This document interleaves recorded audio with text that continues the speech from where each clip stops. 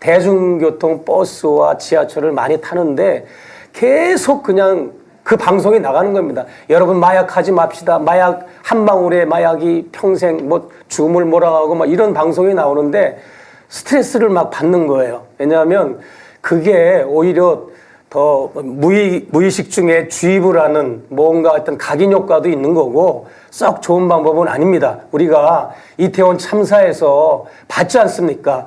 이태원 참사 당일날 정말 치안을 하고 그 많은 구름 같은 인력들을 이 보호하는 그 경찰 인력보다 사복 형사들, 마약을 단속하는 사람들이 더 많이 활약하고 하는 이런 문제도 분명히 드러난 사건인데 지금 마약이 너무 좀 심각한 거는 사실입니다만 유아인 사건이나 아까 얘기한 그런 빅뱅 멤버 사건이나 이번 이성균 사건을 보면 개인의 일탈입니다. 그러나 저는 통일운동을 하는 사람으로서 대한민국의 가장 많은 최초의 마약 보급 창구 이런 보급 루트는 미군 부대였습니다. 그동안. 그래서 이것이 어떤 특정한 일탈을 하는 연예인들만 잡아 족칠 게 아니라 이 원류를 차단하는데 근본적인 국가적인 이런 대책이 필요할 거라고 저는 생각을 합니다. 네. 네. 자, 이 얘기는 이 정도로 하고요. 삼가 고인의 명복을 빌면서 저희가 오늘 두 번째 몰카 추가 방송을 시작하겠습니다. 먼저 저희들이 본격적인 토크에 들어가기 전에 지난번이 아니죠. 죄송합니다. 어제 방송된 부분들 이 문제에 대해서는 다른 말 혹시 주변에서 들으신 건 없죠? 임 소장님 뭐. 저는 이제 어제 저녁 생방으로 본 분들이 있었어요. 네. 그래서 이제 어제 저녁에 잠깐 대화를 할 일이 있었는데 차라리 저 영상을 사기라고 했으면 좋겠다고 그러더라고요. 사기? 저 영상은 그냥 만들어진 꾸며진 영상이었으면 좋겠다. 네. 왜냐하면 우리가 대통령 배우자라고 하기엔 너무나도 부끄럽고 수치심이 들었다. 네. 그래서 차라리 저 영상을 그냥 누가 조작했다고 얘기했으면 좋겠다라는 얘기까지 들었습니다. 사실 제 마음도 비슷해요. 제가 아무리 뭐 지금 윤석열 정부는 아니지만 문재인 정부 때 일했던 사람으로서 정치적인 색깔은 다를 수 있겠지만 저는 그래도 우리나라 대통령과 대통령 배우자가 기본적인 품격은 있어야 된다 생각하거든요. 그래서 저도 그 말에 굉장히 동의를 했습니다. 네, 알겠습니다. 오늘 보실 영상은 전에 저희가 4부작을 했을 때 맨 마지막에 틀어드린 영상인데 워낙 중요한 문제고 아직 사회적으로 정치적으로 이 문제가 크게 다뤄지고 있지 않기 때문에 저희들이 환기시킬 겸 그리고 이 중요도를 다시 한번 국민들에게 알릴 겸 해서 VCR을 준비했습니다. 자, 준비된 VCR 좀 틀어주십시오.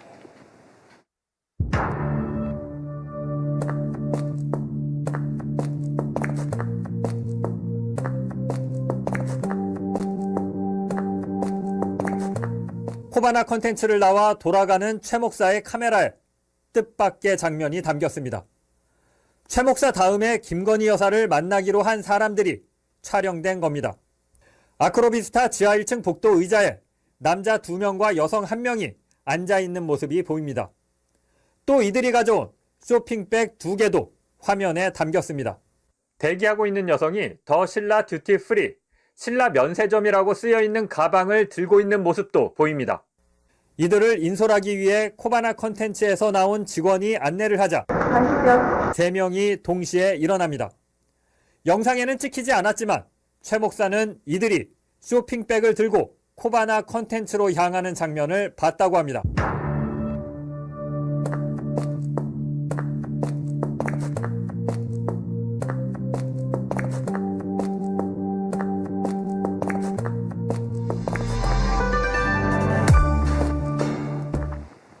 예, 이 장면은 제 기억에도 장인수 기자께서 굉장히 중요한 부분이다. 4부작에서 강조하셨던 걸로 알고 있는데요. 네네. 지금 그 목사님이 김건희 여사와 대화를 하다가 중간에 물어보십니다. 네. 혹시 다음 일정이 있냐? 예. 그러니까 3시에 예정이 돼 있다. 그게 한 3시에서 조금 넘은 시간이었거든요. 그래서 목사님이 대화를 정리하고 나와서 이제 그 가다가 네. 지금 잡힌 장면입니다. 근데 저 장소가 어디 무슨 이렇게 가려져 있거나 그런 게 아니라 그 지하 상가에 있는 누구나 이용할 수 있는 곳입니다. 저기서 저렇게 대기하고 있었거든요. 저게 숨기려고 노력조차 하지 않았다는 것도 일단 좀 예, 좀 충격적이고요. 네. 저런 식으로 사람들이 쇼핑백을 들고 코바나 컨텐츠를 들어가는 모습을 그 지하 상가를 이용하는 사람들이라면 누구든지 봤을 거 아닙니까? 그리고 당연히 저때 경호를 했던 경호원들 다 목격을 했을 거고요. 저는 장면을. 예. 지금 잡힌 게 저것밖에는 없지만 네. 목사님이 단 두 번 방문했습니다. 2번 방문했는데 저런 장면이 잡혔다는 거는 저것밖에 없었겠느냐라는 의심이 자연스럽게 들 수밖에 없는 상황인 거죠. 임 소장께서 반환 창고 얘기가 나왔는데 말이죠. 네. 지금 장 기자께서 설명하신 부분과 반환 창고가 굉장히 깊숙하게 연관이 되어 있는 것 같습니다. 얼마나 많은 창고까지. 네. 그렇죠. 저 영상에서 뭐 얼핏이니까 뭐 제가 장담 못하겠지만 네. 그 쇼핑백 색깔이 모 고가품의 쇼핑백 색깔과 굉장히 비슷했어요. 그 백화점에 갔을 때 사면 저게 주잖아요. 면세 프리. 예, 면세 프리 그 듀티 프리도 있었지만 네. 그 약간 갈색이었잖아요. 지금 영상에 아. 이것도 약간 고가품에 요 비슷하게 추정되는 루 XX 있잖아요. 루이 XX 오. 그 느낌이 딱 예리하게 나왔어요. 보셨네요. 근데 그러니까 결국은 이런 비싼 물품이 있어야만 대통령 배우자를 만날 수 있다는 뭐 매우 황당한 비상식적인 일이죠. 그래서 얼마 전에는 대만 뉴스에서도 이 부분을 1시간 넘게 다뤘다고 하더라고요. 맞아요. 그리고 이제 대만뿐만이 아니라 이제 일본, 중국에서도 관심 갖고 보도가 되고 있다는 이야기가 있었습니다. 그러니까 국가적 망신 아닙니까? 반환 창고 네. 리스트가 있을까요? 만약에 존재할 수도 없으면, 아니, 그러니까 선물을 받았으면 네. 받은 거지 다시 돌려주려고 저장을 해놓는 경우가 어딨어요. 이게 네. 국민께 이거 보고 믿으라 그러면 믿겠습니까? 그러니까 예전에 어디 순방 갔을 때 이런 멀티샵 다니다가 딱 걸렸잖아요. 그 외국 언론에 의해서. 그러니까 이분은 이런 물품을 너무 좋아하는 거예요. 그냥 외국 순방으로 나가서까지도 쇼핑을 할 만큼 좋아했기 때문에 저런 장면도 저는 우연의 일치는 아니라고 생각합니다. 목사님도 이제 나오시다가 저 장면을 보시고 나서 상당히 좀 고요. 이제 제가 접견을 거의 이제 한 1시간 정도 할 줄 알았어요. 네. 제가 접견 2차 할 때. 근데 뭔가 분위기가 있잖아요. 비서들의 이때 움직임이나 여사의 집중도가 갈수록 떨어지는 거예요. 저하고 대화하는 집중도가. 그래서 뭔가 산만하다고 생각이 들었는데 그 유모 비서가 노란 포스트에다가 메모지를 여사 앞에 딱 전달하더라고. 바로 앞이니까 내가 봤어요. 네. 여사님 다음 일정이 3시에 준비 중에 있습니다. 딱 그걸 보고 내가 순간 생각한 게 여기는 대기실이 없는 장소인데 다음 접견자들이 기다린다면 분명히 요 커버나 컨텐츠 입구에서 가장 가까운 기둥 아래 둥근 타원형의 소파에서 기다릴 거라고 딱 나는 순간적으로 생각을 하고 나가면서 그걸 의도적으로 찍은 거죠. 네. 그걸 의도적으로 찍지 않았으면 저기 어떻게 찍혔습니까? 저 좁쌀만한 그 작은 카메라인데 이거를 의도적으로 찍지 않으면 우연히 찍히겠습니까? 그래서 그리고 여러분들이 오해하고 있는 게 있는데 그 VCR에서 그 남자분 한 분이 이렇게 상반신을 이렇게 숙인 채로 뭐 보고 있는 신사 남자가 있었는데 그 사람은 제가 접견하러 들어갈 때 거기 있었던 남자였다고 제가 말씀을 드렸어요. 그 사람이 누구냐면 양평 정인이 묘지에 김건희 여사가 참배했을 때 김건희 여사하고 같이 나란히 참배를 했던 그 인물입니다. 그래서 제가 접견을 하러 딱 들어가니까 이제 토리하고 개들이 막 저를 향해서 짖었잖아요. 짖을 때 저 남자분도 그 자리에 있었고 내가 들어가니까 저분은 자리를 피해줘서 나온 거예요.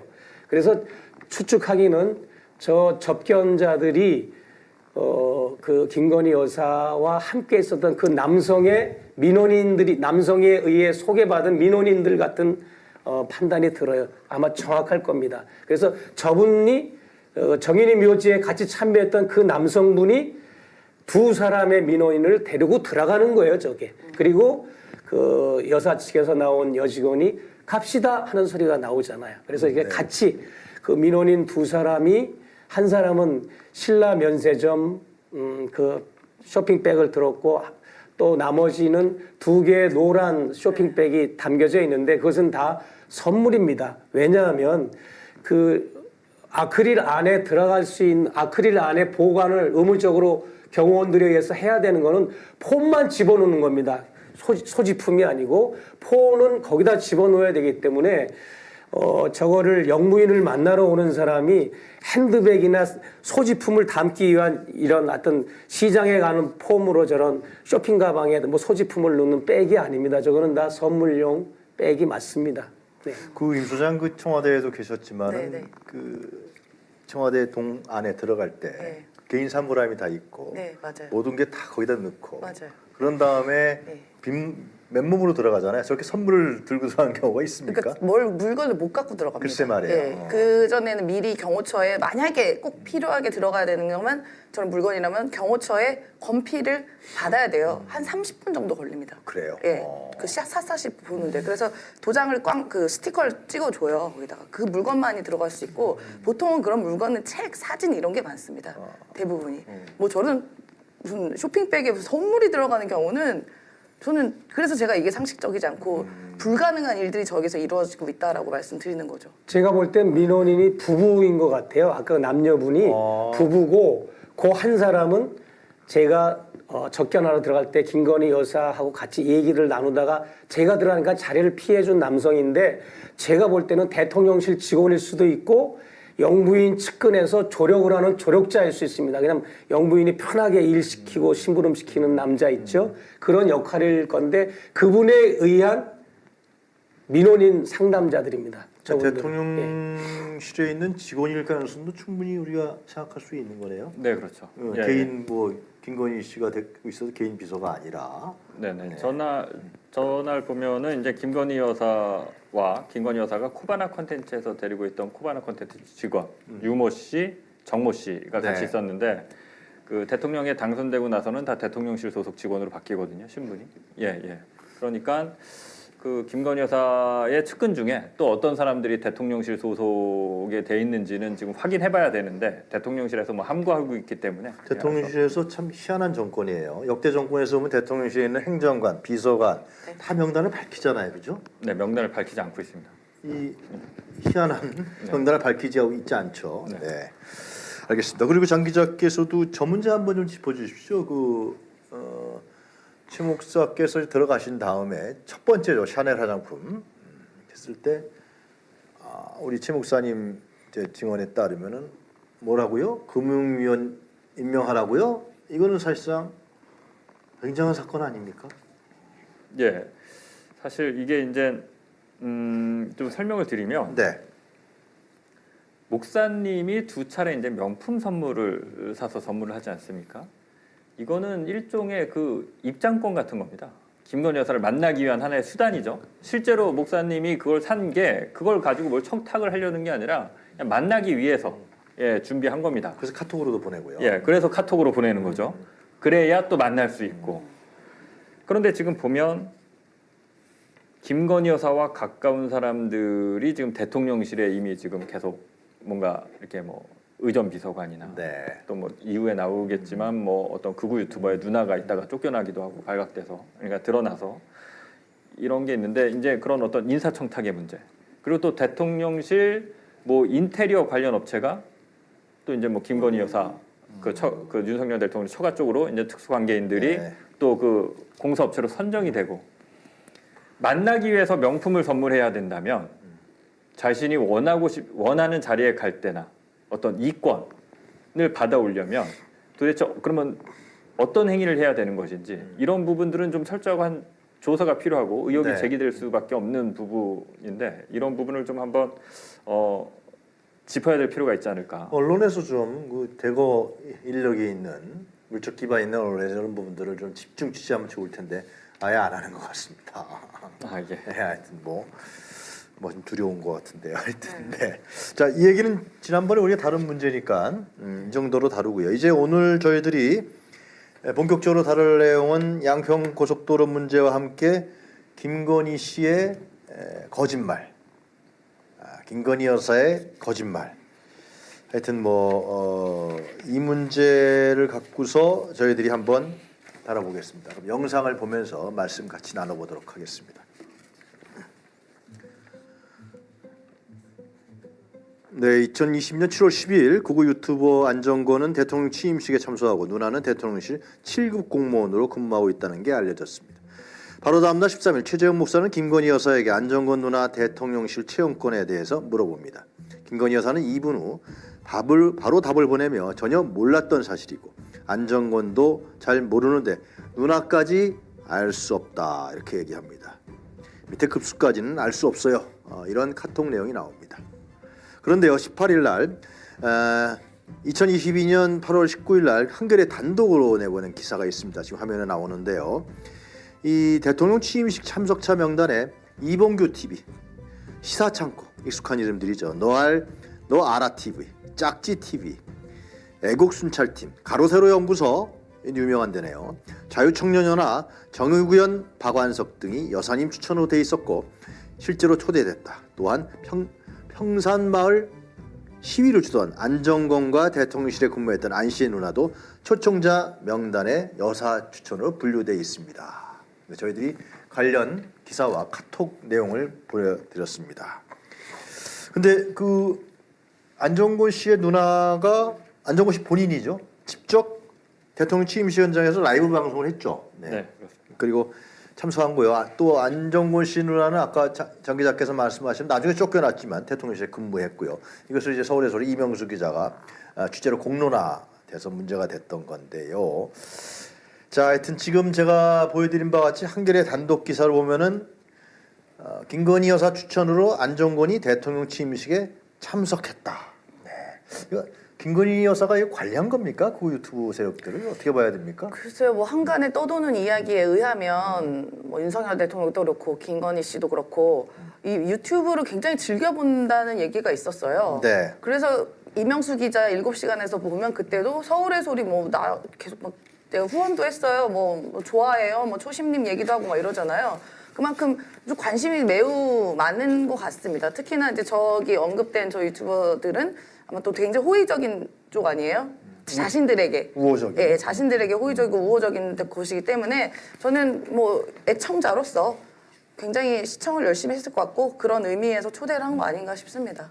그런데 목사님 자기는 모른다 그러잖아요 처음에 안정권 누나 채용까지 목사님이 이제 물어보는데 모른다. 근데 한겨레 신문 보도를 저희가 보여드렸지만 초청한 거로 한겨레 신문에서 보도 확인을 했단 말이죠. 그렇죠. 이런 건 뭡니까 이거는?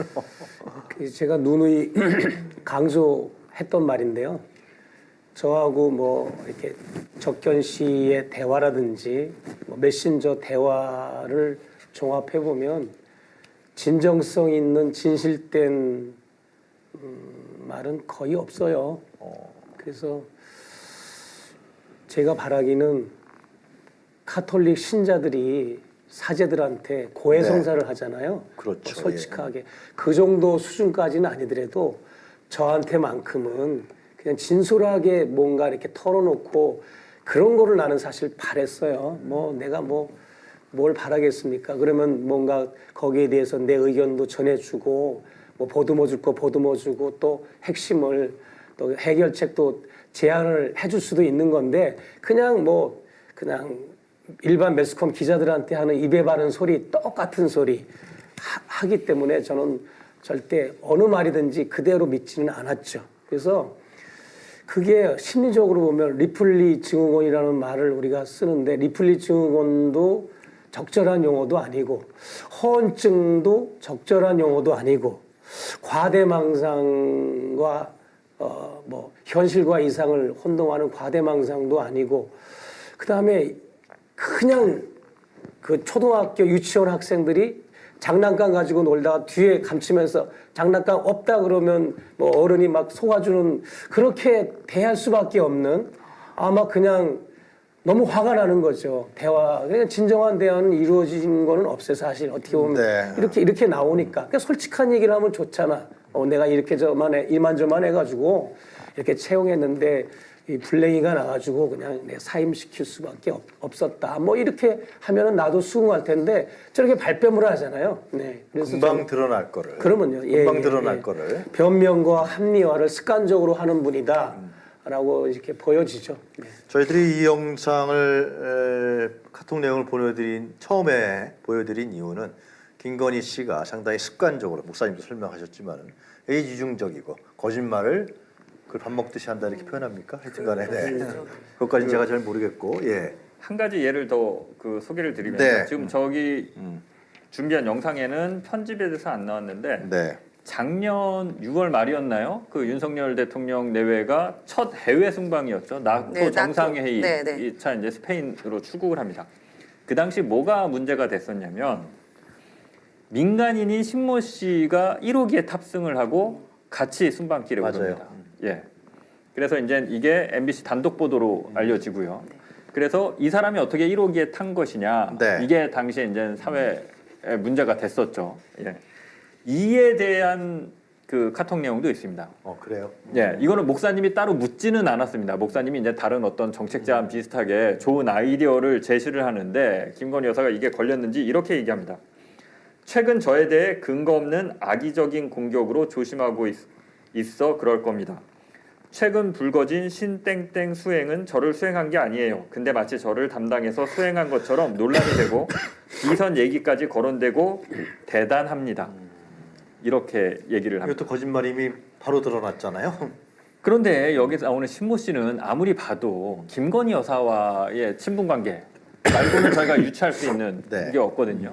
그런데도 대단하다고 합니다. 이런 의혹을 제기하는 거에 대해서 이 대단하다는 게 무슨 뜻이냐면 자신에 대한 마타도를 하는 어떤 그 민주당 네. 지지자들이나 민주당 쪽 세력에 대해서 너희 참 대단하다 이렇게 네. 얘기하는 거거든요. 목사님이 뭐 리플리 주건 이런 거 말씀하셨는데 예, 그런 의심을 하지 않을 수가 없는 상황입니다. 네. 저도 그 당시에 그 이원모 비서관의 부인으로 알고 있지 맞아요. 않겠습니다. 그 신 씨가요. 그 민간인이 공군 1호기를 탑승을 할 수가 없어요. 특별 목적이 아니면. 예를 들어서 기업인 데려갈 때나 이런 거 있잖아요. 지금 윤석열 대통령이 뭐 SK 회장이든 삼성 회장이든 네. 뭐 같이 이번 순방에 동동을 가는데 그런 특별한 목적이 있는 분들 아니면 민간인은 탈 수가 없어요. 그렇죠. 왜냐하면은 이건 여권이 그러니까 공무상 가게 되면 이 여권을 우리가 교체를 해야 됩니다. 그러니까 제 일반인 여권 대신에 공무상 여권으로 잠시 제가 그걸 바꿔서 갖고 나와야 돼요. 그럼 일반 여권은 그 뭐 외교부나 어디에다가 그따 두고 제 여권을 받아와야 되거든요. 그러니까 제가 어떻게 민간인이 여권 교환 없이 이걸 탈 수 있다? 못 하거든요, 그거는. 그러면은 이 신모 씨란 분은 어떠한 공무를 가졌는지 모르겠지만 여권이 교환된 상태일 겁니다, 아마. 만약에 교환된 상태가 아니면 이 불법이에요, 이것도. 그러면은 이분이 배우자 수행을 안 하고 무슨 목적으로 갔습니까, 그러면? 아니 대통령이라 할지라도 네. 자기가 개인적으로 아는 사람을 그 공군 1호기 순방 가는데 태울 수 있습니까? 못 태우고요.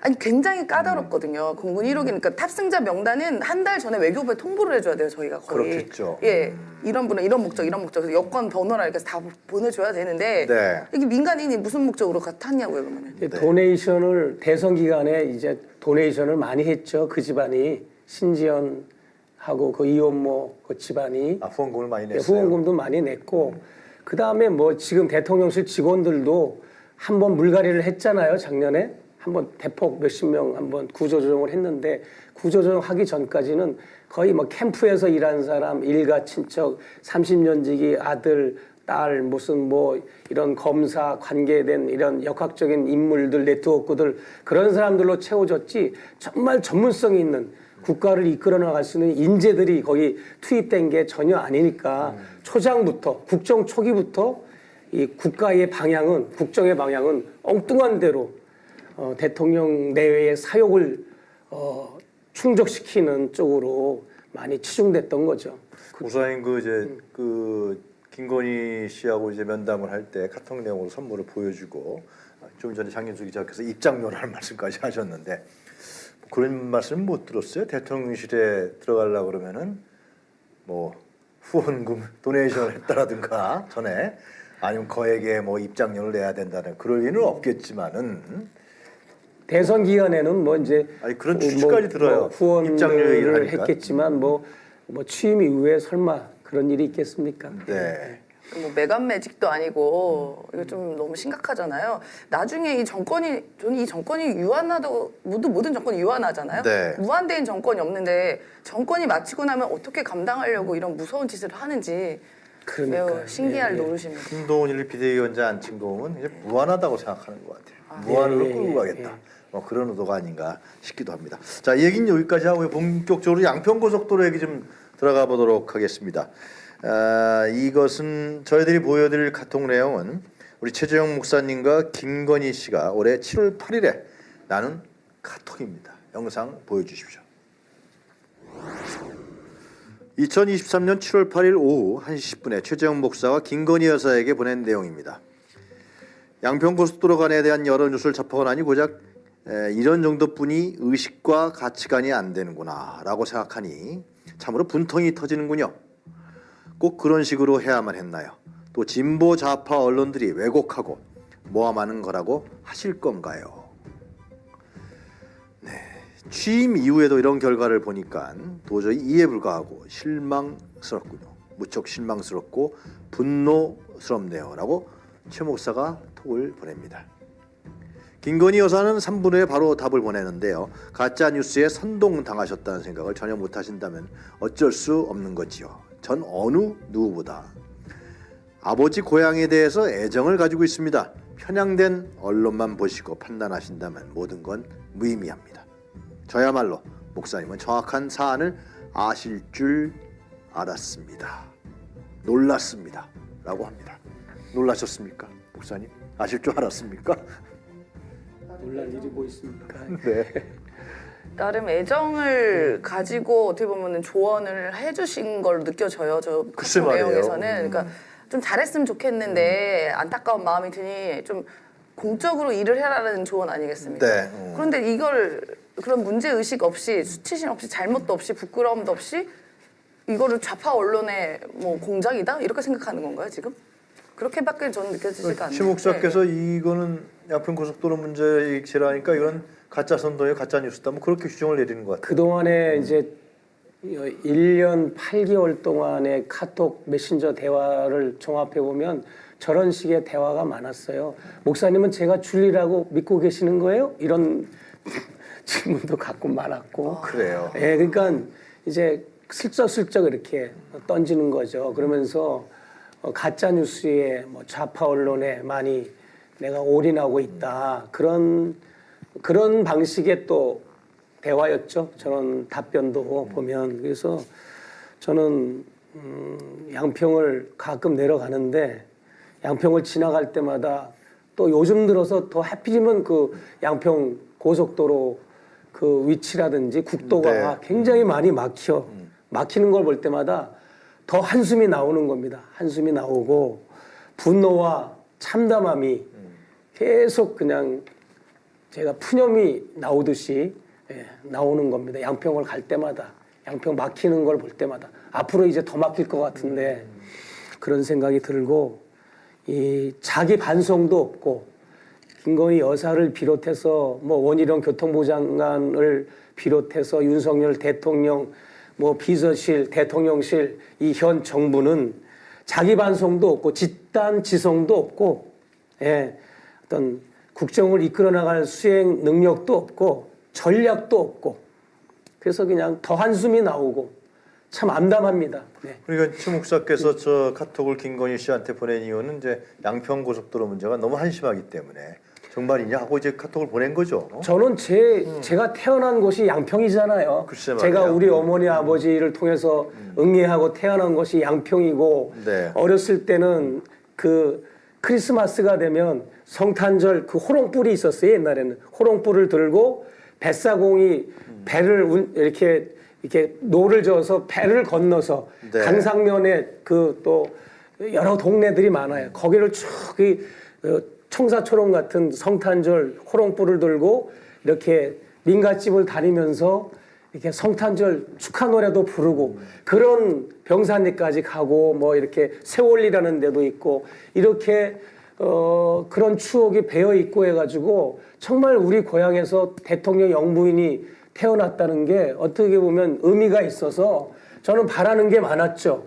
바라는 게 많았는데 알고 보니까 밝혀진 거는 최근에 밝혀졌지만 이미 당선자 신문 시절에 이 사건을 도모하고 범죄를 모의하고 이걸 시에 은밀하게 생쥐들처럼 시행했다는 게 더 나는 분노스러웠던 거죠.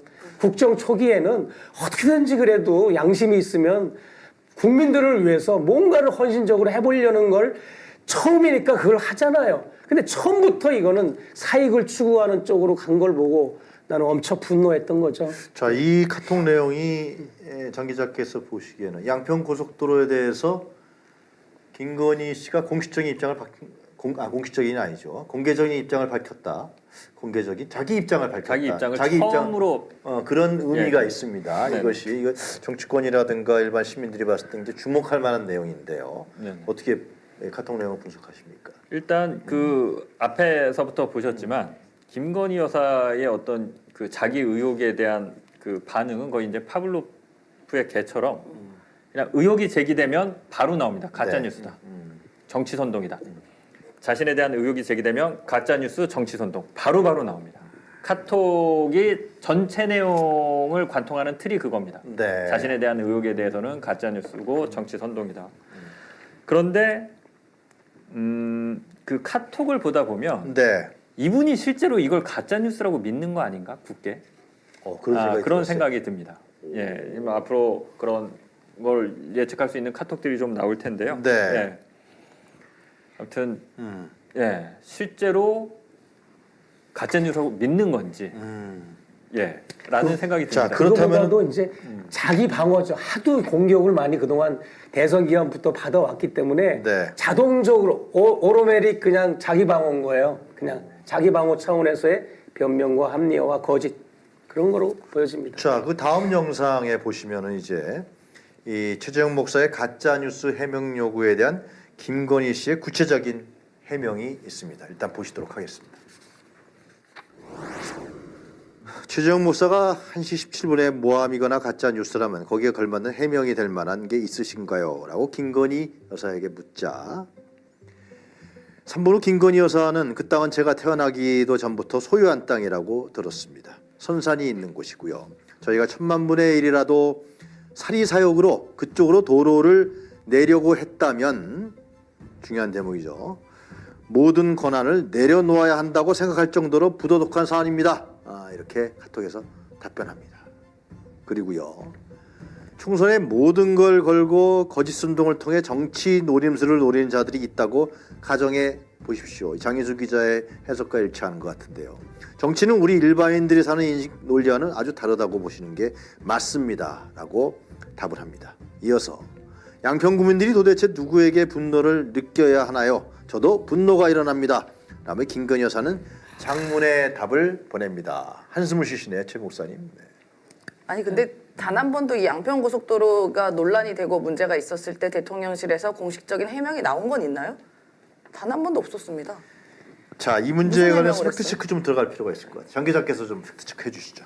예, 일단 지금 보면 김건희 여사가 대부분 물려받은 선산이다. 네. 그래서 뭐 별다른 특이점이 없다 이런 것 같아요. 근데 네. 일단 그 아버지, 1987년에 아버지 김모 씨가 이제 그 작고를 하시는데요. 김건희 네. 여사의 아버지가 그 당시에 이 땅의 대부분이 그 당시에 상속받은 땅인 건 맞습니다. 네. 근데 2016년부터 2019년 사이에 그 ISEND로 제가 기억하는데요. 그 ESIND. ESIND. 예, 맞습니다. 이니셜이죠. 가족회사죠. 예, 맞습니다. 이 가족회사 명의로 일부 땅을 또 구입합니다. 네. 그러니까 전부 다 선산이거나 다 물려받은 땅은 아닙니다. 예, 그 최근에 구입한 네. 땅도 있고요. 그리고 고속도로 노선이 변경된 다음에 실제로 땅값이 많이 상승했습니다. 네. 예. 그렇습니다. 그러니까 지금 카톡 내용에 나오는 우리 최 목사님과 하여튼 자기 입장을 이제 얘기한 건데요. 이게 뭐 개인 사이라고보다 이건 영부인 때 얘기 아닙니까, 그죠? 그렇죠. 영부인 때 목사님에게 카톡으로 그것도 카톡으로 네. 그냥 대화도 아니고 카톡으로 이게 남는 거란 말이죠. 네. 그랬을 때 태어나기 전부터 소유한 땅이라고 자기는 들었다. 저희가 1000만분의 1이라도 사리사욕으로 그쪽으로 도로를 내려고 해서 모든 권한을 내려놓아야 한다. 그리고 다 뭐 선산이었다. 이것이 선산이다. 네. 이 대목은 우리 양평 관련해서 많은 취재를 하고 입장을 밝히신 임세훈 소장님께서 좀 구체적으로 얘기를 해주시죠. 예. 제가 뭐 양평 김건희 씨 땅으로 추정되는 곳에 한 10번 정도 갔었었는데요. 그랬죠. 일단은 선산도 올라가 봤습니다. 나중에는요. 그러니까 오늘 서울의 소리에 네. 저 배훈중 대표께서 그걸 발견하신 거죠. 그렇죠. 선산이 원래 밑에 있다 그랬는데 네, 예. 따로 있었어요. 그러니까 다른 산이에요, 거의. 그러니까 그 정도로 이 개발 김건희 씨 가족 관련된 이 땅은 이미 형질 변경도 여러 번 했습니다. 이거 관련해서는 한준호 의원이 그 그렇죠. 당시 원희룡 장관에게 질의를 했던 영상이 남아 있고요. 네. 실제로도 형질이 임야에서 대지로 바뀝니다. 특별 사유 없이. 예, 이것부터가 이제 부동산을 개발하려는 목적이 아닌가라는 의심이 들고 그 땅과는 멀리 한참 한 30분 정도 더 가야 올라가야 이제 선산이 나오거든요. 네. 그러니까 거짓말이죠. 선산을 받은 거다는 거짓말입니다. 그리고 네. 사실 2015년, 14년인가 제가 날짜는 정확히 기억 안 나는데 그때도 추가로 계속 땅을 구입해요. 네. 네. 그런 사실은 변하지가 않습니다. 그러니까 전부 다 거짓말입니다. 그러니까 여기서 주목할 부분이 그러니까 자기네들이 저희가 1000만 분의 1이라도 사리사욕으로 그쪽으로 도로를 내려고 했다면 모든 권한을 내려놓아야 한다 이런 얘기를 했습니다. 예. 네, 그렇죠. 물러나야 네, 된다. 원희룡도 그만둔다 그랬는데 하여튼가 장관직을 걸겠다 그러는데 뭐 비슷한 것 같아요. 네. 근데 그런 식인 거죠. 본인이 무엇을 잘못했는지 다 알고 있는 거예요. 그리고 거기에 대한 걸 미리 선수쳐서 그냥 최대의 극치에 거짓에 극친 거죠. 아까 그 답변들은 다. 그러니까 더 소름이 끼치죠. 그냥 그러니까 부정을 하는데 굉장히 강한 부정, 강한 부정. 강한 부정을 하면서 그 사실을 감추려 한다. 이런 생각을 왜 금할 수가 없네요. 그렇죠. 이미 김건희 씨 가족, 그러니까 최은순 씨를 비롯해서 오빠 김진우 씨 관련해서는 이미 양평에서 부동산 그 개발업자로서 일을 하고 있어요. 네. 그리고 여러 문제가 있지 않았겠습니까? 뭐 양평의 공흥지구 같은 경우에는 뭐 세금 문제라던가 그리고 잔고 조작 이런 문제가 법정에서 밝혀졌고 실제로 그래서 구속이 되어 있습니다. 지금 피의자로 재판을 받고 있고요. 그래서 이제 이 땅이 만약에 본인이 그런 사리 사욕 없이 그냥 정말 그 말을 정말 아니지만 그 말 믿는다고 칠게요. 그러면 이런 문제가 나오면 오히려 나는 사리 사욕이 없기 때문에 이런 문제가 나오고 국민적으로 많이 논란이 되고 국민들이 이거 빨리 대답해라 해명해라는 얘기가 나오면 차라리 그 땅을 파는 게 공직자의 기본 자세입니다. 아니 근데 오히려. 이게 지금 그 저도 인터뷰를 해서 아는데 양평 고속도로 종점 변경안 아닙니까? 네. 변경 네. 아닌데 이 얘기는 지금 거의 90% 정도 시민단체에서 얘기하고 언론을 통해서 밝혀진 거 아닙니까? 맞습니다. 네. 종점 변경을 왜 했느냐 지금 네. 이게 국회에서 국정조사라든가 특검이 대기하고 있는 거죠? 지금 못 하고 있습니까? 네, 지금 국정조사는 올라가 있고요. 네. 지금 뭐 국회의장께서는 여야 합의를 일단 이야기하면서 아직 처리는 안 해주고 있습니다만 네. 국회의장님의 결단이 약간 지금 필요한 시간입니다. 그러니까 이게 지금 다시 한번 제가 좀 읽어드리면 저희가 1000만 분의 1이라도 사리사욕으로 그쪽으로 도로를 내려놓겠다 했다면 모든 권한을 내려놔야 한다. 내려놓으셔야겠는데요. 네, 이거 뭐 대통령 권한도 들어가는 거 아니에요? 네, 모든 권한을 내려놓아야 한다고 생각할 정도로 부도덕한 사안이다. 이렇게 얘기를 했거든요. 자각하고 있다니까요. 이 건에 대해서. 이게 사실일 경우에는 정말 모든 정권을 그냥 하야하는 수준까지도 그러니까 자각을 하고 있는 사람이니까 모르는 게 아닙니다. 그렇기 때문에 그걸 또 이제 그 거짓을 포장하고 그 위에 또 포장하는 거죠. 이렇게 자기의 그 거짓을 진실이라고 이렇게 포장하기 위해서. 이게 상당히 폭발적인 사안이라는 것을 알고 있다. 그런 알고 말씀이신 있는 거네요. 거죠. 그렇죠. 그러니까 회의를 하고 있다가 네. 제 연락을 받은 것 같아요. 회의를 하고 있다가 받아서 저기 앞뒤가 이제 잘라져 가지고 이제 네. 맥이 없는데 뭐 회의를 마치면 제가 답변서를 보내드리겠습니다. 그렇게 해서 답변을 기다렸는데 그냥 원희룡 장관의 답변을 대신 하겠습니다. 이렇게 답변을 줬죠. 그 충선의 모든 걸 걸고 거짓 선동을 통해서 정치 노림수를 노리는 자들. 이건 지금 특검법 통과도 이렇게 얘기하고 있잖아요. 예. 시나리오가 이미 짜져 있었나? 하여튼데. 총선을 대비할 거면 지난 9월에 차라리 안 받았어야죠. 네. 네.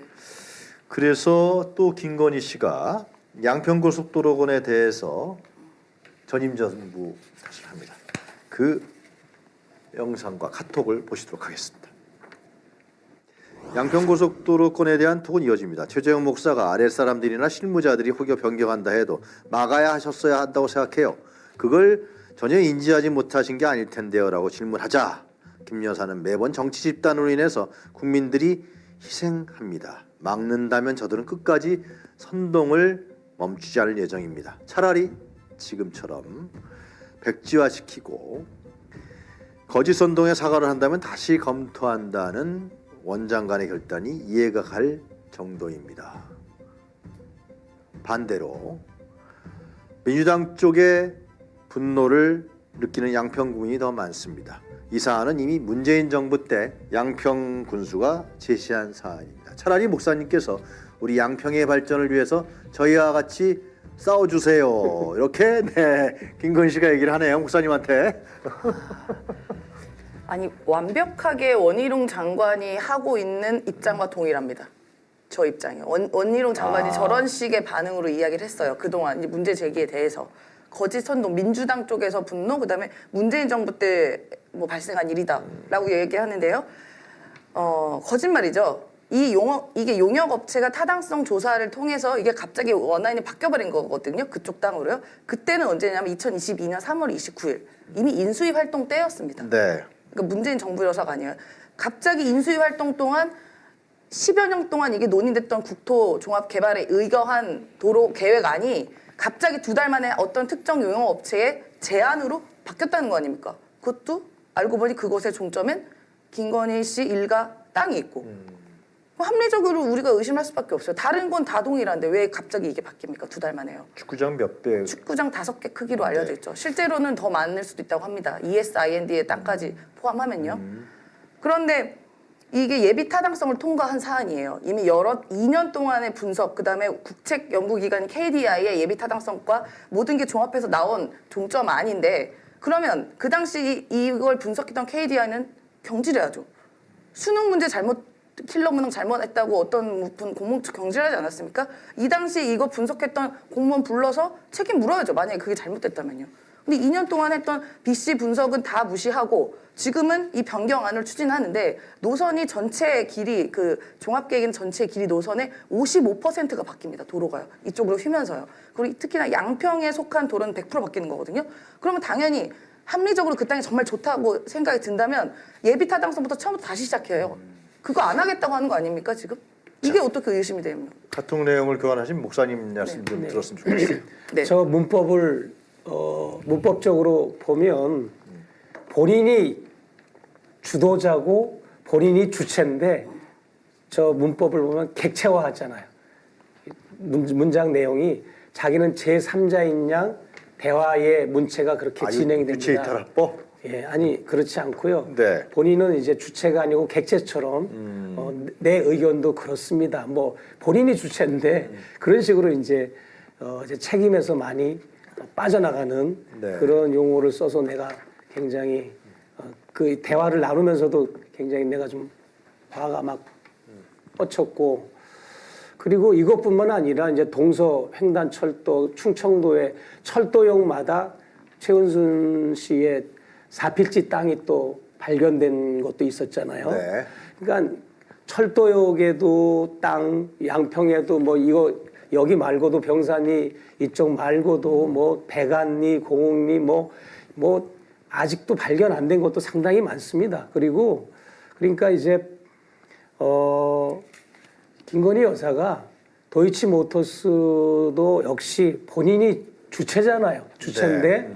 이제 그게 아니라는 걸로 빠져나가고 또 여러 가지 이제 모든 사안마다 이제 뭐 잔고증명서도 결국은 본인이 주체거든요. 최은순 씨가 주범으로 하는데 그렇지 않습니다. 알고 보면 김건희 여사가 거기 또 주도적인 인물이에요. 이 사건의 실체를 끝까지 파보면.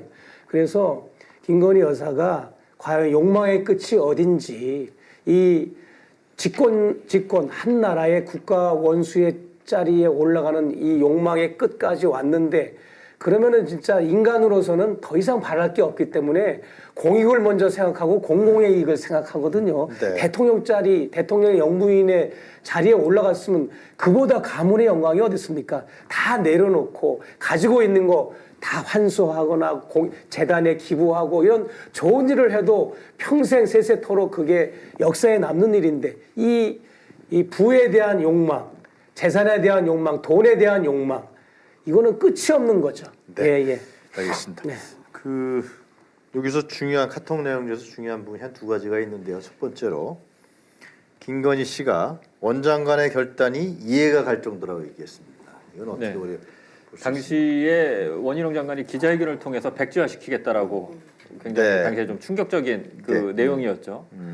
그 기자회견을 듣고 많은 시민들 그리고 기자들이 생각했던 거는 저것이 원희룡 장관의 결단인 것이냐, 대통령실로부터 지시를 받은 것이냐, 대통령실과 논의한 것이냐, 이게 굉장히 의문이었는데 네. 원희룡 장관은 마치 이제 자기가 결정한 것처럼 맞아요. 이렇게 얘기를 했는데 여기서 김건희 여사가 툭 갑자기 원희룡 장관의 그 결단이 이해가 간다라고 하면서 힘을 실어주거든요. 네. 본인이 주체인데 이제 객체화한 건데 본인이 주도했다는 거죠. 그게 다른 말로. 그러니까 이제 사실 저는 이 카톡을 봤을 때는 지금 목사님은 그냥 단정적으로 말씀하시긴 했는데 그런 의심이 목사님이 얘기하신 그런 의심 이게 김건희 여사가 이렇게 이 돌파구로서 백지화한다라는 카드를 던진 것이 아니냐. 원장관이 발언한 거랑 이 카톡 내용에 나와 있는 내용이 상당히 유사합니다. 네, 비슷해요. 일치합니다. 네, 일치한다고 봐야 되죠. 네.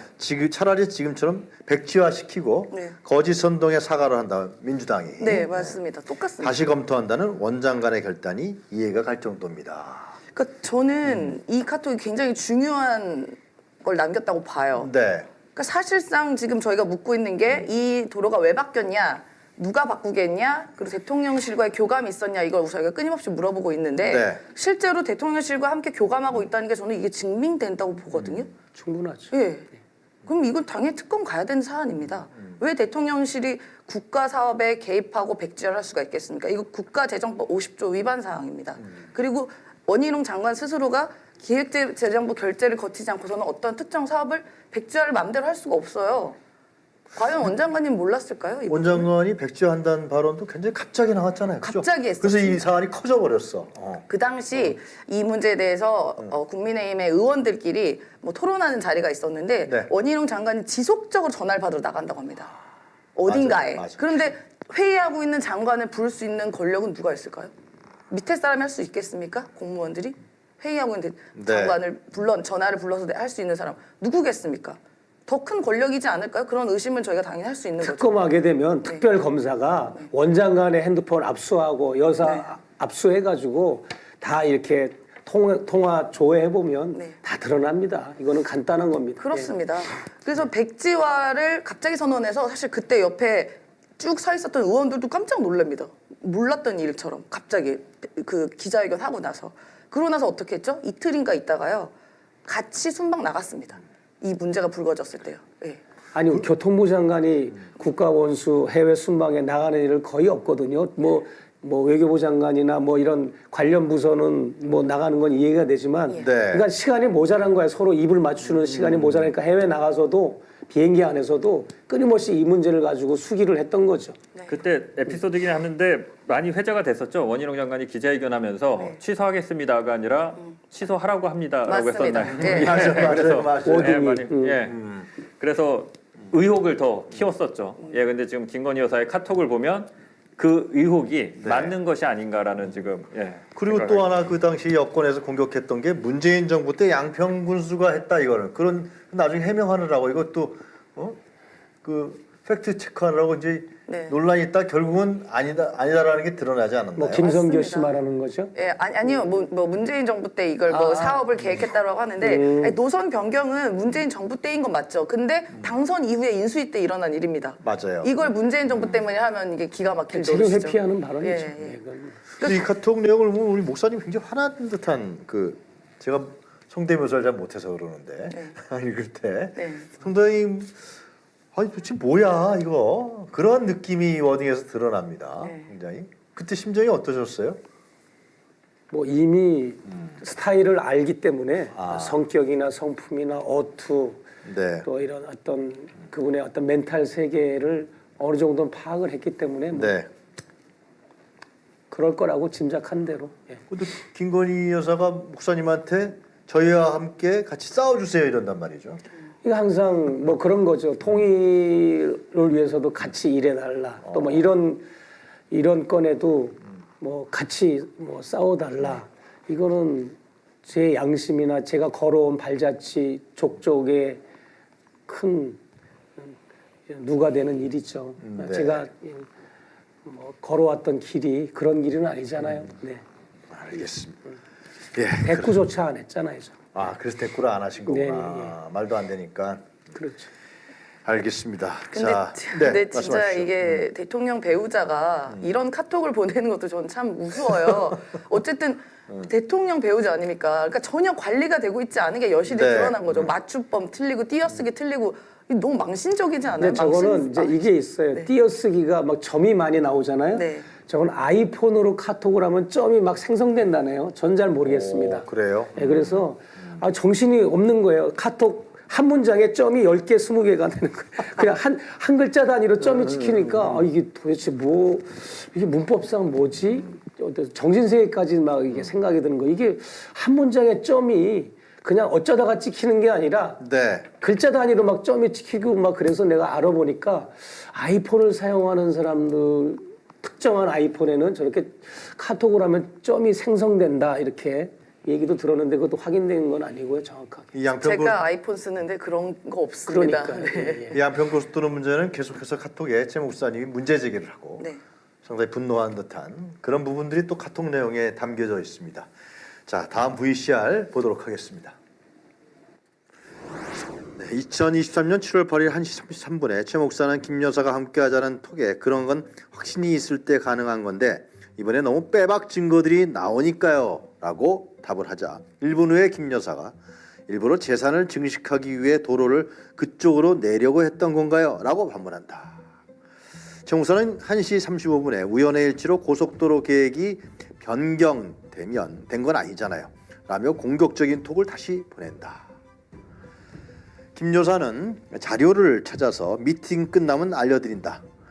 그 톡 보낸 후에 1시 44분에 솔직히 기사를 검색해 보셨는지 의문이 갑니다. 원장관이 충분히 설명한 것도 보셨는지 의문이 갑니다. 그리고 결정적으로 이걸 통해 김건희 일가가 무슨 이득이 있는 건지요.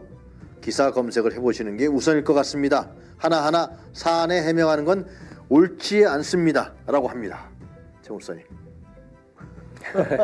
뭐 똑같은 질문인가요? 네, 뭐 뭐. 기사를 검색해 보라고 했으니까 네. 기사 하나를 소개해 드리겠습니다. 네. 2023년 그러니까 올해 7월 10일 한겨레 기사 내용을 좀 정리해서 말씀드리면요. 네. 부동산 업자들은 김 여사의 오빠와 가족이 운영하는 부동산 개발회사 ESIND가 소유한 강상면 병산리 일대 땅 3필지 3,295평도 종점 변경 시 전원주택단지 개발 등 호재를 누릴 것으로 예측했습니다. 해당 토지들은 현재 보존관리 지역이지만 네. 과거 아파트 등 주택단지 개발 바람이 불기도 했고 해당 임야 토지는 2010년 9월 김 여사 오빠가 매매했는데 2017년 1월 ESIND가 다시 법인 명의로 매매를 했습니다.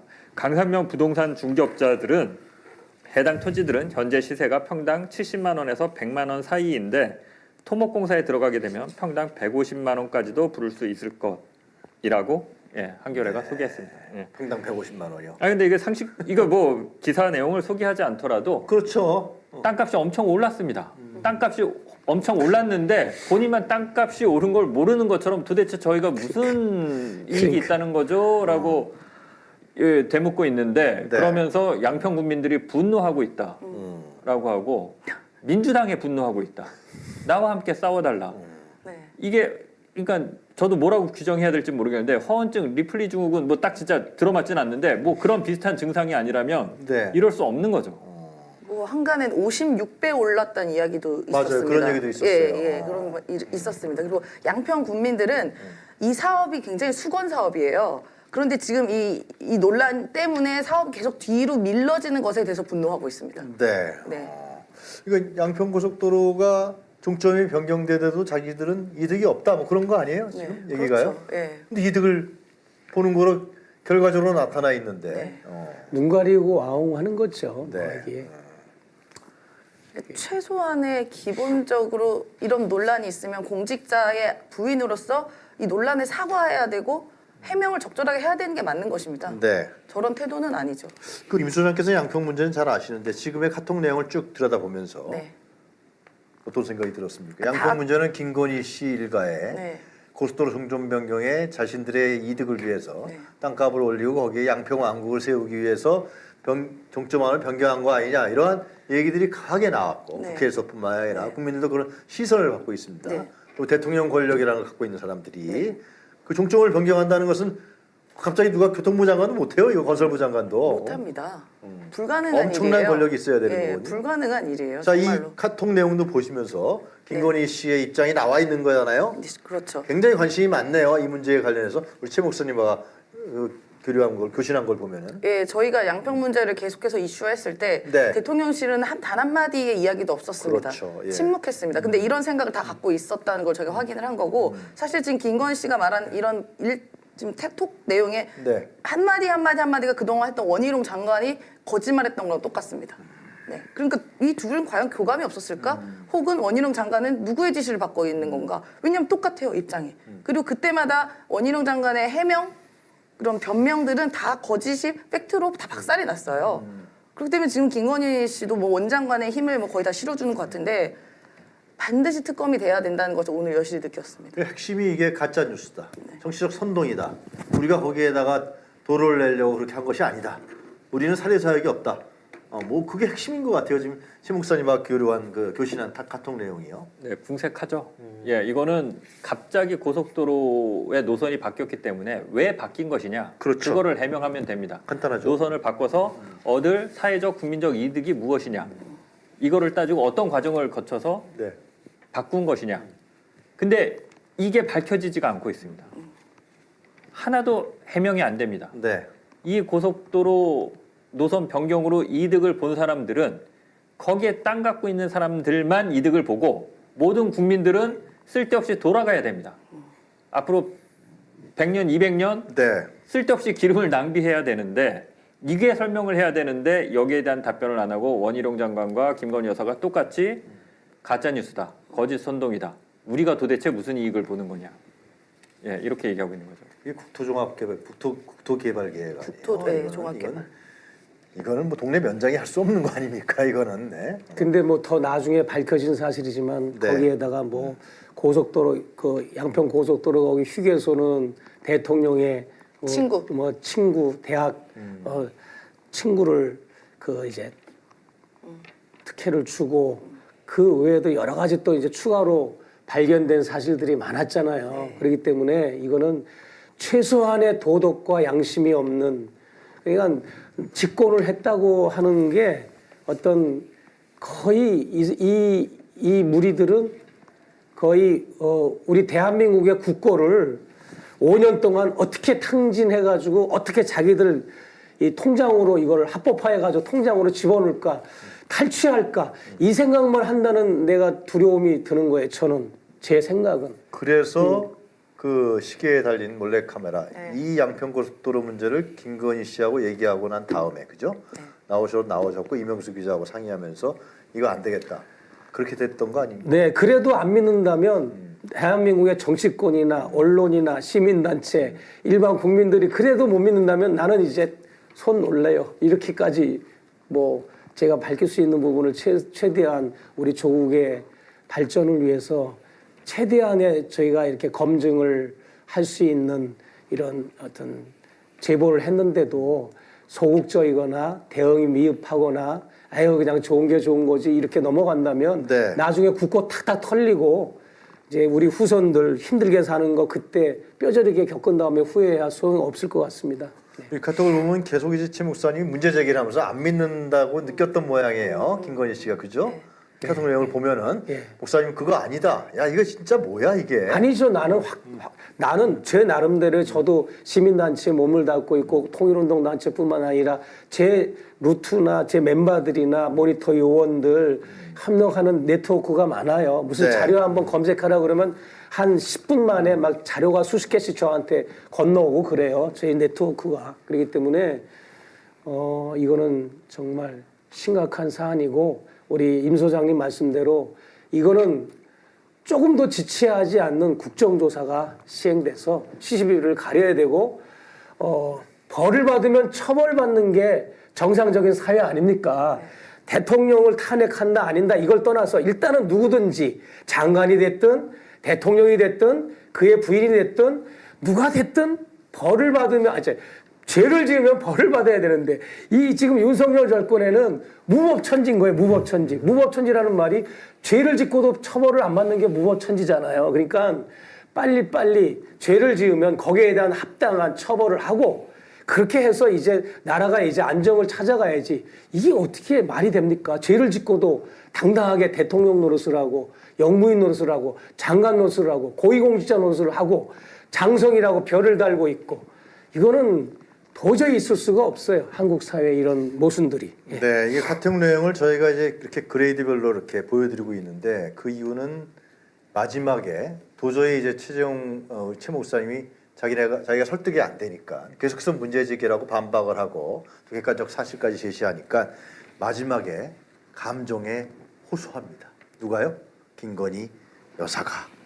예, 그 마지막 영상을 보도록 하겠습니다. 양평고속도로 건에 관해 7월 8일 첫 대화를 나눴고 9일 후 7월 17일 최 목사는 아무튼 쇼핑 논란은 있었으나 해외 순방 고생 많으셨어요. 양평고속도로 어떻게 도움되면 좋겠습니까? 라고 톡을 보냅니다. 4시간 반 정도 지난 후에 김 여사는 최소한 저희는 공권력을 이용해서 사리 탐욕하는 일은 상상도 못할 일이에요. 양평 주민을 위한 최선의 길만 생각해 주세요. 라고 답을 보내놓고 갑자기 감정에 호소합니다. 이 내용을 보면은 어머니 최은순 씨 얘기를 먼저 하는데요.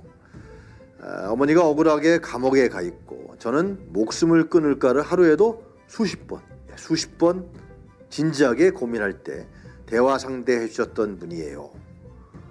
지금도 아빠를 생각하면 눈물이 나옵니다. 얼마나 보수적인 분인데 딸이 이런 부도덕한 모함을 받는 걸 아신다면 어땠을까 하는 생각에 얼굴이 붉어집니다.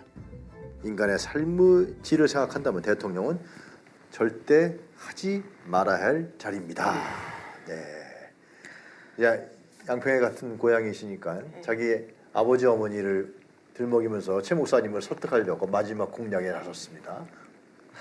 뭐 인간적인 부분에서는 저도 좀 저 카톡을 보고 네. 좀 마음이 좀 안 좋았죠. 뭐 그냥 뭐 저는 목회자니까 아무래도 인간적인 부분으로 네. 이제 접근하고 이해하다 보니까 네. 좀 가련하기도 하고 안쓰럽기도 하고 그렇죠. 안타깝고. 네. 그 모친인 그 좀 뭐죠? 최은순. 이 사람 지금 감옥에 가 있죠. 근데 뭐 여러 가지 사건이 많았습니다. 네네. 요양급여 사건도 있었고 그죠? 예. 요양급여 사건은 이제 무죄가 나왔고요. 네. 예, 그다음에 이제 그 장고증명 관련해서 장고증명이에요.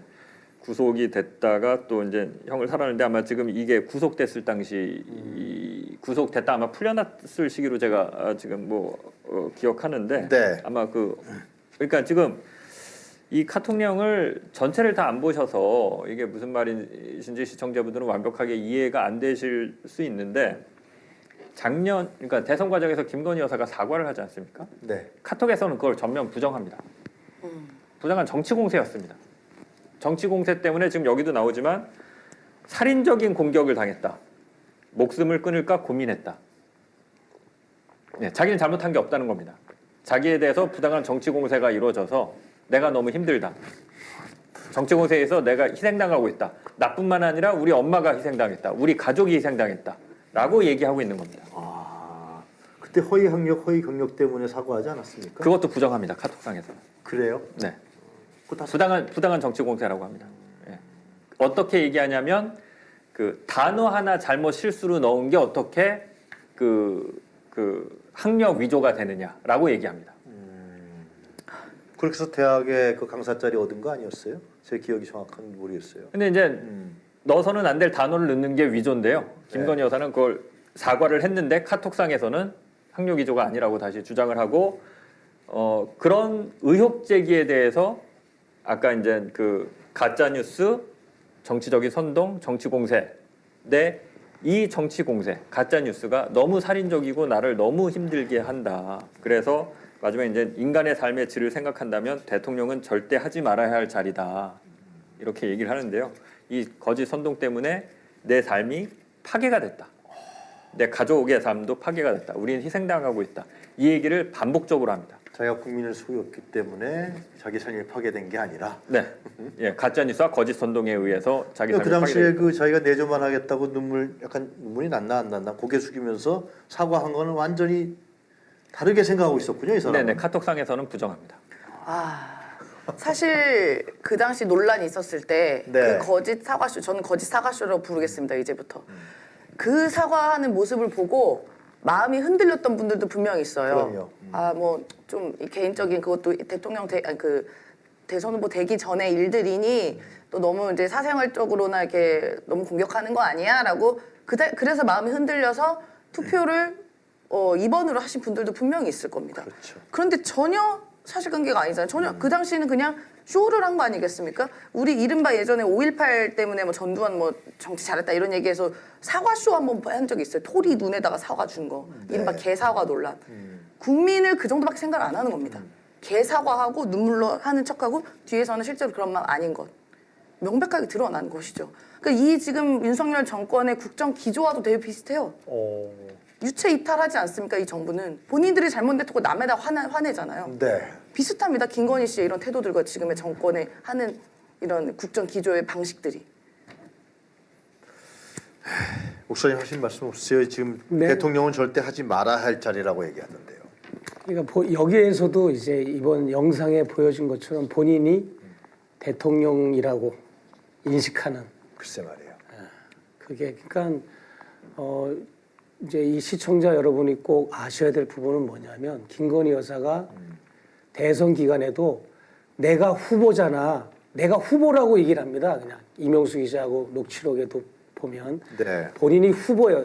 후보의 아내가 아닙니다. 그냥 본인이 후보고 네. 그리고 내가 정권을 잡으면 내가 정권을 잡는 겁니다. 정권은 남편과 정당이 잡는 건데 내가 정권을 잡으면 말하고 또 내가 대통령이 돼 보니까 국민들을 먼저 생각하는 내가 대통령이 돼 보니까 내가 이 자리에 있어 보니까 내가 이 일을 해 보니까 그래서 이게 그냥 어투나 문법상의 그 사람의 언어 습관이 아니라 네. 진짜로 이 사람은 윤석열 대통령은 그냥 어떤 하수인이고 자기의 욕망을 거기 투영해서 그냥 본인이 이제 대통령을 할 수 없으니까 하나의 아바타 같이 사용을 하고 본인이 다 나라를 이끌고 통치하고 국정을 수행한다고 저는 보고 있어요.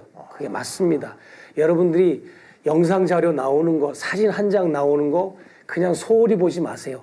분석 좀 해보세요. 다 그게 메시지가 다 나는 사진을 한 장 한 장 볼 때마다 대통령 사진, 대통령실 공식 홈페이지 사진 볼 때마다 다 그게 메시지가 나와 있어요.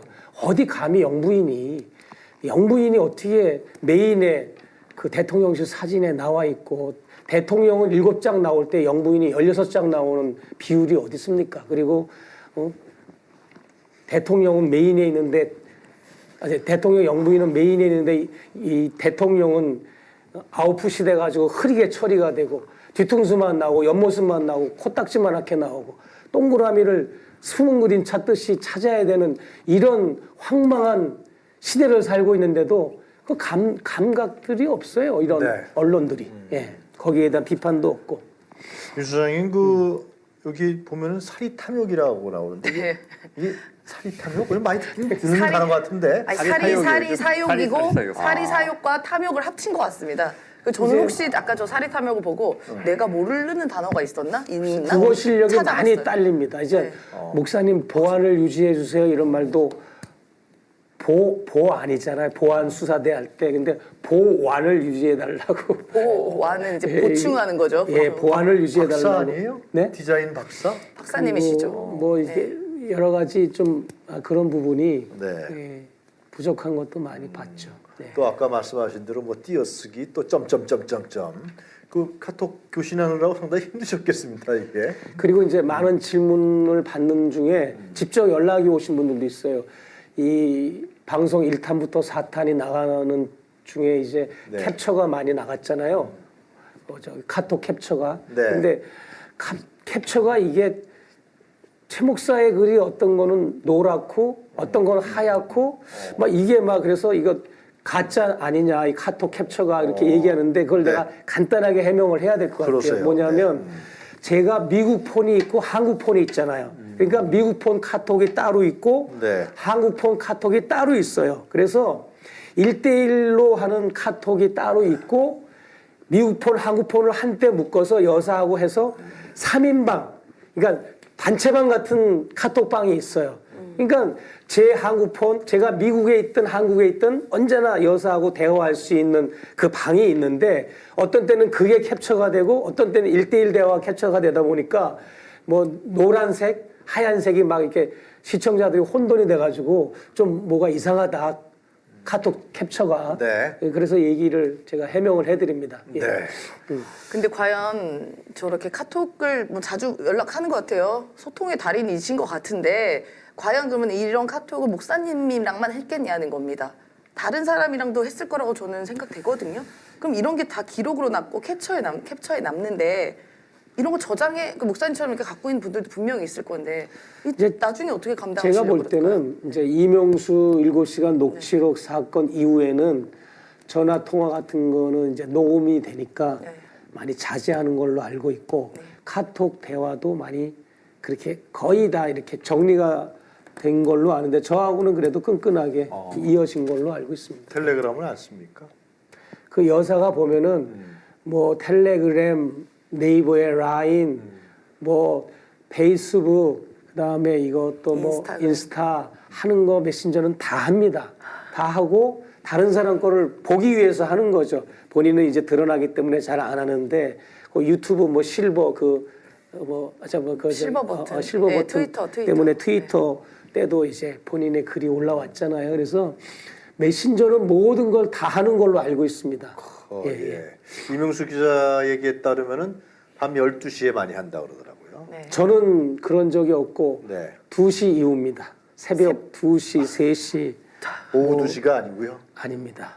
그래서 저는 대통령께서 국정을 수행하느라고 피곤하시고 또 대선 기간에도 유세하느라고 피곤하시니까 골아 떨어져 가지고 그냥 밤에 이제 할 수도 있잖아요. 근데 그게 아니고 뭐 이명수도 그렇고 저도 그렇고 보면은 거의 한 침대에서 부부가 같이 이제 생활을 하면 밤에 외부인하고 전화나 카톡은 거의 불가능하잖아요. 근데 그걸 볼 때 거의 이제 그 부부가 어떤 부부의 생활을 하는 것은 거의 존재하지 않는 거가 아닌가 추측이 됩니다. 네. 자, 그 장 기자께서는 오늘 이제 카톡 내용을 사실상 전체로 정리하셨고 이 부분을 이제 오늘 다시 또 특집 방송으로 추려서 하셨는데 양평 고속도로 문제를 이렇게 찝어서 하신 그 이유를 좀 들어볼까요? 전반적으로. 그 양평고속도로 문제와 관련해서 지금 수개월째 계속 논란이 되고 있는데요. 네. 이것과 관련해서 김건희 여사의 입장이 지금까지 전해진 바가 없습니다. 네. 근데 이제 그 양평고속도로 문제를 김건희 여사가 어떻게 생각하고 있는지를 최재형 목사님과의 카톡을 통해서 처음으로 전해드린 거고요. 네. 이거를 부당한 정치고세, 가짜뉴스, 거짓 선동으로 인식하고 있다는 게 좀 네. 충격적이고요. 더 나아가서 이러한 가짜뉴스, 거짓 선동 때문에 내가 너무 힘들고 내 인생이 파괴되고 있고 내가 순교자가 되고 희생양이 된다라고까지 얘기를 하거든요. 카톡상에. 좀 이런 부분들은 국민들이 좀 알아야 될 부분이 아닌가라고 해서 오늘 이 부분을 전해드리게 됐습니다. 그 대목에서 봤을 때는 지금 양평 내년도 예산이 잡혔죠. 네. 이렇게 논란이 되고 대통령 부부 일가의 땅 때문에 종점이 변경됐다라는 강한 의혹이 나오면은 이것을 중지시키거나 그죠? 재검토하거나 이게 아주 기본적인 상식인데 지금 최재형 목사님과의 카톡 내용을 봤을 때는 아니다. 계속 추진하겠다. 이거는 도저히 가짜 선동이고 가짜 뉴스이기 때문에 나는 계속 간다, 고한다. 이런 것도 우리가 충분히 짐작할 수 있을 것 같아요. 예산도 편성돼 있고요. 그러니까 끝까지 그쪽으로 종점을 만들겠다라는 의지는 여러 가지 경우로 저희가 읽혀지고 있고요. 네. 이 도로가 만들어진 목적에 맞게 도로가 사업이 진행이 돼야 되는 겁니다. 근데 만약에 도로 종점이 그쪽으로 휘게 되면요, 이 도로의 목적 큰 돈을 들여서 1조 5천억 가량의 네. 국비를 들어서 한 그 사업의 목적 자체가 어긋나 버리는 거거든요. 그러면 근데 그곳에는 김건희 씨 땅 있는 것 말고는 여러 가지로 반박할 수 있는 근거가 없습니다. 기존 원안은요. 그래도 가짜 뉴스에서 가짜 선동이라는 거냐 지금. 그러니까 그럼 가짜뉴스 선동에 대해서 국정조사 하십시오. 그럼 됩니다. 특검하고요. 네, 하여튼 지금 저희가 정리한 바와 같이 이 최재형 목사와 김건희 여사의 카톡 내용으로 봤을 때 양평 고속도로 문제 아주 뜨거운 현안이 돼 있고 모든 국민들이 야, 저 집안은 부동산 투기하는 집안 아니야? 부동산 투기하려고 부동산 땅 먹으려고 대통령 한 거야? 뭐 이런 그러지는 않겠지만 하여튼간에 그러한 우려와 의심을 갖는 사안입니다. 이것은 사실상 좀 집 한 칸 없고요. 집값은 올라가고 서울에도 집이 없는 층들이 한 40% 이상이 된다 그래요. 그런데 대통령 부부의 일가가 양평의 고속도로를 종점을 변경해서 실제로 노른자이 그럼 몇 배의 수익을 올린다라는 이런 강한 의혹을 받고 있는데 사리 탐욕이 아니라고 그러고 그러면서 최재형 목사님과의 카톡에서 완전 부정하고 있고 가짜 선동한다. 그런 거는 결국은 네. 추진하겠다. 니네들이 뭐라고 그런 거네. 네. 나는 추진하겠다. 국민이 아무리 반대하고 국민이 아무리 뭐라고 해도 네. 하고 싶은 거 하겠다라는 의지는 엿볼 수 있는 것 같습니다. 본인이 사리탐욕 하지 않겠다고 했는데요. 고가의 가방 그렇게 턱턱 봤는데 그럼 과연 다른 건 안 그러겠습니까? 근데 이 부분 이런 것도 사리탐욕이라고 하지 않는다면 도대체 우리는 무엇을 사리탐욕? 김건희 씨가 한 얘기입니다. 저는 사리탐욕이라는 말 안 쓰는데 네. 무엇이 사리탐욕입니까? 그리고 또 지내다 보니까 사실 뭐 국회에서 민주당이 뭐 열심히 한 것 같은데 한준 의원이나 네. 뭐 결과가 나온 게 별로 없잖아요, 그렇죠? 많은 부분이 밝혀내고 있고요. 네. 실제로 국토부에서 뭐 자료를 삭제했다든가 등등의 여러 가지 문제점을 지난 국정조사에서 지난 그 원희룡 장관 대회한 그 의원들이 많이 밝혀내고 있었습니다. 네, 하여튼 뭐 한두 가지가 아니라서 정신이 없습니다. 그냥 지금 말이죠. 내일이 하여튼 특검법이 국회에서 민주당으로 통과될 것 같은데요. 이 특검법에는 도이치모터스 주가 조작에 대한 김건희 씨와 그리고 가족 일가에 대한 주가 조작 등으로 이제 특검법의 제목이 있습니다만은 거긴 수사 대상에는 여러 가지 범죄 혐의에 대한 걸 할 수 있게 되어 있습니다. 아마 양평 문제도 지금 국정조사도 제대로 이루어지고 있지 않은데요. 일단 특검이 임명되면은 뭐 줄줄이 사탕으로 양파 껍질 벗기듯이 김건희 씨가 갖고 있는 이런 부정부패 의혹입니다. 의혹들이 낱낱이 밝혀지게 되지 않을까. 그래서 저희들이 오늘 이 방송을 기획하게 됐고요. 또 내일 특검법에 맞춰서 국민들에게 이 사실을 알리기 위해서 한 것입니다. 자, 하여튼 뭐 저희들이 또 1부, 2부 순서를 두 편을 걸쳐서 했는데요. 이거 보도 기획하신 장희수 기자께서부터 마지막 발언을 좀 하시고 정리할까 합니다. 예. 뭐 급하게 방송을 준비했는데요. 예. 좀 중요하다고 생각되시는 부분들은 좀 주변에 많이 알려서 지금 대한민국이 어떤 상황에 처해 있는 건지 좀 널리 알려주셨으면 감사하겠습니다. 뭐 추가 방송은 좀 이따 하실 겁니까? 혹시나 뭐.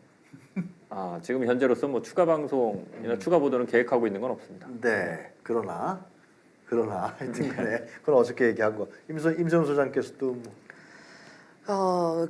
아까 카톡 내용에 이런 말이 나오더라고요. 대통령 절대 하지 말아야 뭐 했다.